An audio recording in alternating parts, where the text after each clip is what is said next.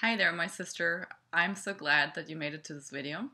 Today I have something very special for you in store. This is my manifestation pad. It's my bed and I love sitting here and my pillows where I could just lean back and dream and daydream. And behind me you can see a picture I made. I love making pictures that have the energy of what I'm actually manifesting. So for those of you that don't know me, my name is Carolin Hauser. I'm the author of Blossom, Your 7-Step Journey to Healing Childhood Sexual Abuse and Creating Your Dream Life. And today I wanted to explore and talk about the connection between sexuality and money. The reason why I want to make this little video is that I gave a talk on Friday at a little bookstore here in Santa Barbara where I live, and people were surprised that I was talking about money. They came because they had seen the title of my book, and at first glance they didn't see the connection.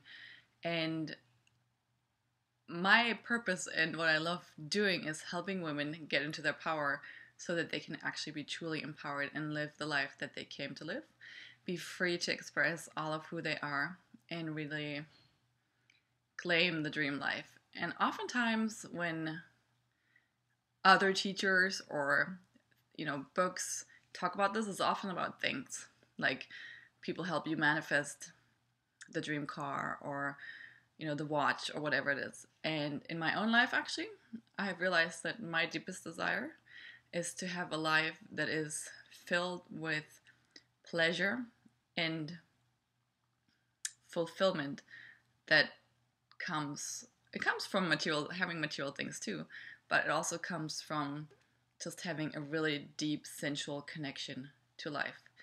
And so what I've also learned and also know from my own experience, that when someone has experienced sexual trauma, we usually cut ourselves off from having desires at all. And the reason why that is, and this is actually a huge taboo, and I want to break that taboo for you today and really help you set yourself free and allow yourself to have desires and feelings, is that I know from my own experience that when my sexual abuse happened, my physical body actually was turned on. And so from that moment on, because it was so wrong, there was actually my mom's boyfriend, and I knew it was so wrong, I decided to just completely shut myself off from feeling any desires down there. And so the effect it had on my life is that I felt very empty, I felt unhappy, I felt very unfulfilled, and in general just no fun in life. Just a lot was missing. And so for me it was just a huge relief or a huge learning, first of all, to find out that this happened to a lot of other women too. And then to just give myself permission to say, okay, this is what happened in that moment. And there's like, it wasn't my fault. There's nothing about my body is wrong. There's nothing about me that's wrong that happened. And so my own journey has been about really reclaiming my desires and starting to daydream about what that life looks like, where I am completely fulfilled physically. And for a lot of us, this can be very scary because we might not be in a relationship right now, or we might be in a relationship where that's completely missing, and we don't even want to go there because it's so painful. So I'm sharing this with you today because I want to invite you to start exploring pleasure and what it means for you, and how much you're allowing in your everyday experience and how much you're not allowing. And I also want to free you from this taboo that if you have been sexually abused and some part of you has experienced pleasure, to allow yourself to have that be okay. Say, okay, my body experienced that, and there's no reason why now as a grown woman I shouldn't be allowed to have these feelings again. And I would be really interested about your discoveries and hearing your stories. I also want to encourage you to start looking into what you're really believing about money. I know for myself, I've been believing that I need a man for money. And so on this exploration journey on, pleasure is connected to a man, of course.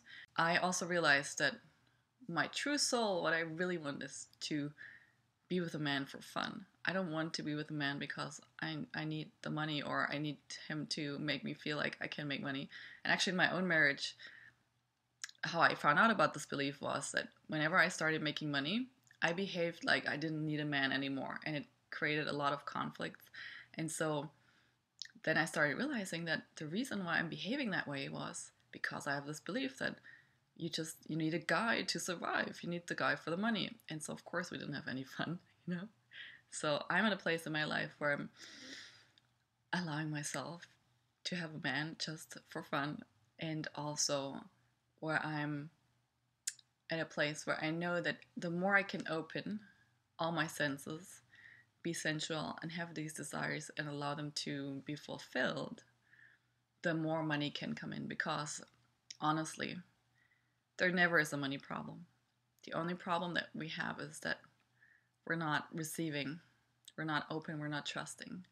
And so the journey to making big money and really being prosperous is directly linked to healing the sexual trauma.